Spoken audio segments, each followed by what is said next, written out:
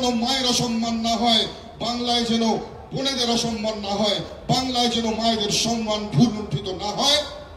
তবে একটাই কথা বলতে হবে, এই স্বৈরাচারী শাসকের পতন ঘটিয়ে, গণ অভ্যুত্থান ঘটিয়ে পশ্চিম বাংলা থেকে, পশ্চিম বাংলার মস্তক থেকে মমতা ব্যানার্জি নামক এই একজন যে স্বৈরাচারী নেত্রী আছে তাকে বিদায় জানিয়ে এই বাংলার মাটিকে পবিত্র করে বাংলার মায়েদের সম্মান ফিরিয়ে দিতে হবে, বাংলার বোনেদের সম্মান ফিরিয়ে দিতে হবে। তিনি বললেন ধর্ষিতার শাস্তি চাই। এতটুকু কমন সেন্স আমাদের রাজ্যের মুখ্যমন্ত্রীর নেই যে নির্যাতিতা, যে ধর্ষিতা,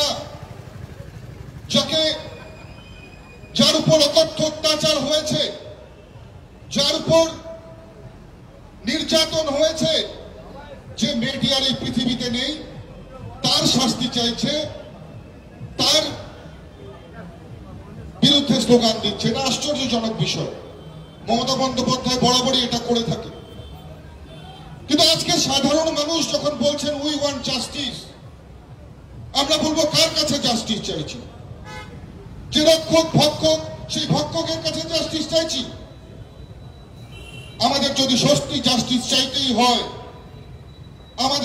আমরা যদি চাই যে এই বাংলায় যেন আর একটা ওই ধরনের অভয়াকাণ্ড না ঘটে, আমরা যদি মনে প্রাণে এটা চাই যে বাংলায় যেন কোনো মায়ের অসম্মান না হয়, বাংলায় যেন বোনেদের অসম্মান না হয়, বাংলায় যেন মায়েদের সম্মান ভুলুণ্ঠিত না হয়, তবে একটাই কথা বলতে হবে, এই স্বৈরাচারী শাসকের পতন ঘটিয়ে, গণ অভ্যুত্থান ঘটিয়ে পশ্চিম বাংলা থেকে, পশ্চিম বাংলার মস্তক থেকে মমতা ব্যানার্জি নামক এই একজন যে স্বৈরাচারী নেত্রী আছে তাকে বিদায় জানিয়ে এই বাংলার মাটিকে পবিত্র করে বাংলার মায়েদের সম্মান ফিরিয়ে দিতে হবে, বাংলার বোনেদের সম্মান ফিরিয়ে দিতে হবে।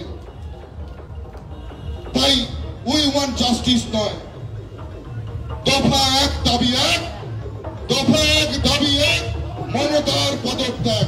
দফা এক দাবি এক, দফা এক দাবি এক, দফা এক দাবি এক। আজকে শুধুমাত্র একটি ঘটনা নয়, আমরা এর আগে দেখেছি উত্তরবঙ্গে যখন সেই রাজবংশী কন্যাকে ধর্ষণ করা হয়েছিল, তার নিথর দেহটাকে যখন টেনে হেঁচড়ে রাস্তা দিয়ে পশ্চিমবঙ্গ পুলিশ তাকে টেনে হেঁচড়ে নিয়ে যাচ্ছিল তার নিথর দেহটাকে, সেই সময় আমরা দেখেছিলাম যে আমাদের ভারতীয় জনতা পার্টির যারা নেতা নেত্রী এখানে দেবশ্রীদি রয়েছে, সেই সময় আন্দোলনে উত্তর দিনাজপুরের আকাশ বাতাস কাঁপিয়ে দিয়েছিল।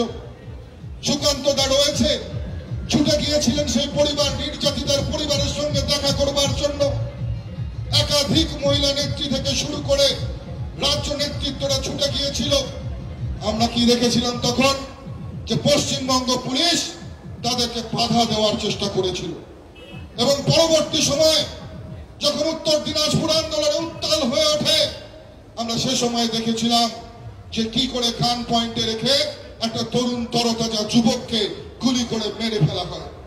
অনেক অত্যাচার সহ্য করেছি আমরা, পশ্চিমবঙ্গের সাধারণ মানুষ অনেক অত্যাচার সহ্য করেছে। লক্ষ্মীর ভান্ডারী হোক বা রাজ্য সরকারের যে কোনো ধরনের যে স্কিম রয়েছে, সেই অর্থ তৃণমূল কংগ্রেসের জমানো সম্পত্তি থেকে আসে না, কারোর পৈতৃক সম্পত্তি থেকে আসে না। এই অর্থ আপনার আমার সারা বাংলার মানুষের ট্যাক্সের টাকা থেকে যে অর্থ আসে, সেই অর্থ থেকে বিভিন্ন স্কিমের অর্থ দেওয়া হয়। আজকে আমরা দেখেছি দিনাটায়, আপনারা জানেন এক কুলাঙ্গার রয়েছে, উদয়ন গুহ, আমি নাম করে বলছি, উনি বলছেন মমতা বন্দ্যোপাধ্যায়ের দিকে যারা আঙ্গুল দেখাবে তাদের নাকি আঙ্গুল ভেঙে দেবে। সারা পশ্চিমবঙ্গ জুড়ে হাজার হাজার লক্ষ লক্ষ মানুষ, স্কুল ছাত্রী থেকে শুরু করে স্কুলের ছাত্ররা, শিক্ষার্থীরা প্রত্যেকে আঙ্গুল তুলেছে, প্রত্যেকে বলেছে দফা এক দাবি এক, মমতার পদত্যাগ। কোথায়? কত বড় বাপের বেটার বুকের পাটা আছে? একজনের আঙ্গুল ভেঙে দেখান, তারপরে পশ্চিম বাংলার জনসাধারণ আপনাদের সঙ্গে কি বিচার করে সেটা আপনারা দেখে নেবে। আমরা হিসেবটা কিন্তু গোড়ায় গন্ডায় বুঝে নিতে জানি। আজকে বলছেন জিন্স প্যান্ট যে মহিলারা পরে তারা নাকি আন্দোলন করছে শহরের রাজপথে, গ্রামে দেখা যায়। কোন পোশাক নিয়ে ডিসক্রিমিনেট করা, পোশাক নিয়ে নারী পুরুষের মধ্যে ভেদাভেদ সৃষ্টি করা, এটা তৃণমূল কংগ্রেসের যারা নেতা, তৃণমূল কংগ্রেসের যারা মন্ত্রী, তারাই করতে পারে। কুচবিহারের দুই ডাপুরদের নেতা, একজন তৃণমূলের, একজন বিজেপির। অবশ্য দুইজনে এক সময় তৃণমূলেই কাজ করতেন। এখন একজন তৃণমূল ছেড়ে বিজেপিতে এসেছেন। সেই প্রেক্ষাপটে আরজিকর তদন্ত নিয়ে সারা রাজ্য যখন উত্তাল, সেই প্রেক্ষাপটেই তৃণমূলের ডাপুটি নেতা উদয়ন গুহ একটা মন্তব্যকে হাতিয়ার করে বর্তমান বিজেপি নেতা কী বললেন শুনুন, আপনারা মতামত দিন।